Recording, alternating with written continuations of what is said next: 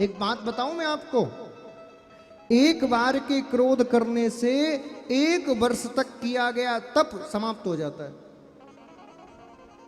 एक बार के क्रोध करने से। तुम दिन में कितनी बार करते हो? भारत माइनस में चल रहे हो, माइनस में गाड़ी चल रही है तुम्हारी ऊपर, तो चक्रवृद्धि ब्याज लगा रहा है। एक बार क्रोध करने से 1 वर्ष तक जो हमने तप किया है, भजन किया है, दान किया, उसका फल समाप्त हो जाता है एक बार के। अब सोचो तुम तो दिन में 50 बार कर रही हो। हाँ, इसीलिए क्रोध नहीं करना चाहिए। अब बात आती है महाराज जी दुनिया कह देती है नहीं करना चाहिए, लेकिन ऐसा होता है क्या? क्रोध तो आता ही है।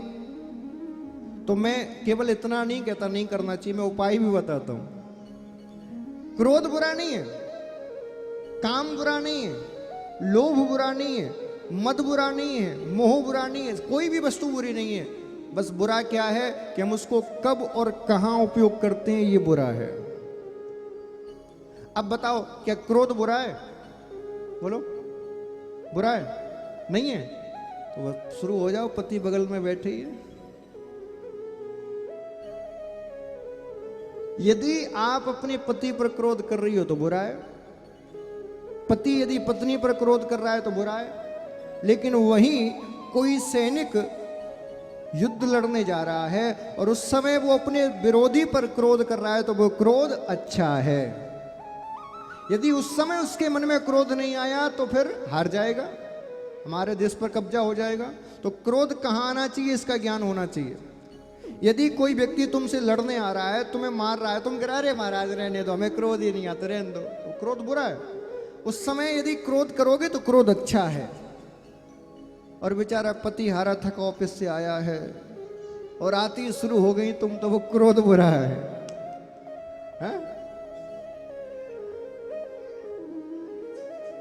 अब क्रोध आए तो क्या करें महाराज?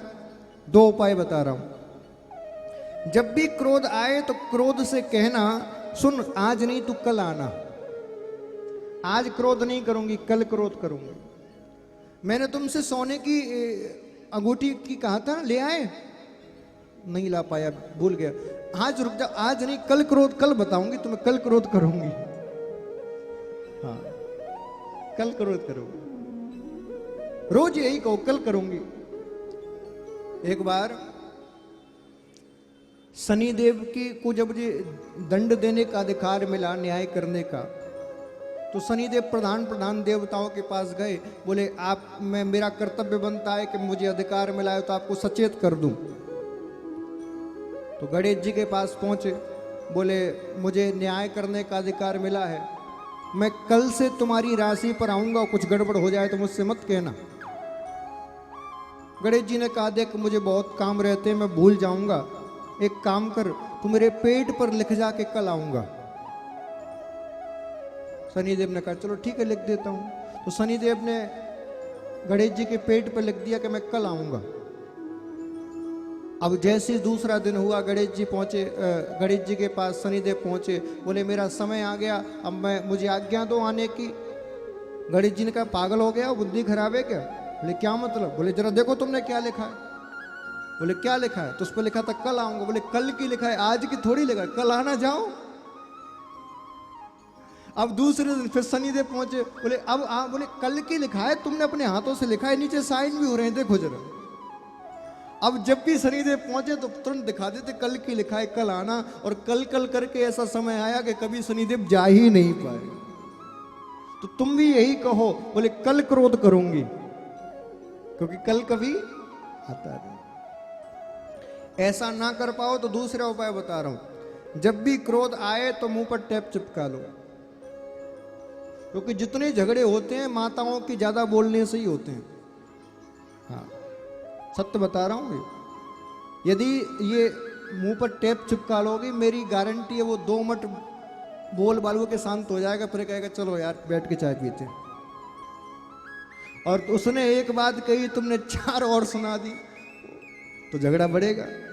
इसलिए जब भी क्रोध आए मौन व्रत धारण कर लो। मैं मौन रहूंगी, नहीं बोलूंगी, पहली बात।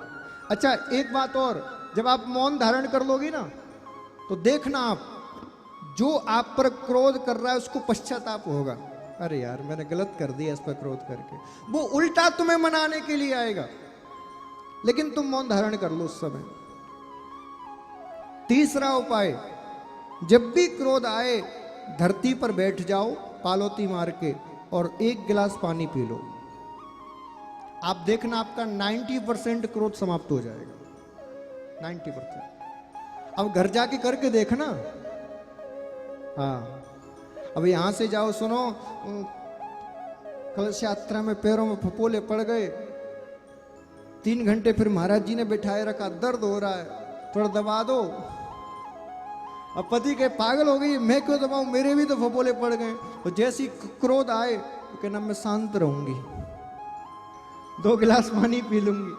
देखो कथा में जो भी कहा जा रहा है उसको जब तक प्रैक्टिकल करके नहीं देखोगे तब तक आपकी समझ में नहीं आएगी वो बात।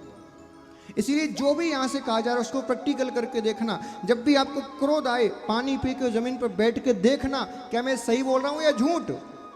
ऐसा भी तो हो सकता है कि मैं झूठ बोल रहा हूं, आपको पागल बनाने के लिए, क्योंकि आजकल तो यही धंधा चल रहा है, ज्यादातर तो पागल बनाने का ही धंधा चल रहा है। जिसने जितना पागल बना लिया उतना उतना कमा लिया। आप देखो जरा बड़ी बड़ी सिटियों में, हाँ क्या बात है महाराज, बहू के बेटा नहीं हो रहा, समोसा कितने दिनों से खाया है, परसों ही खाया था। अच्छा, हरी चटनी के संग के लाल, हरी के संग, लाल से खाना भयंकर पाटकी है।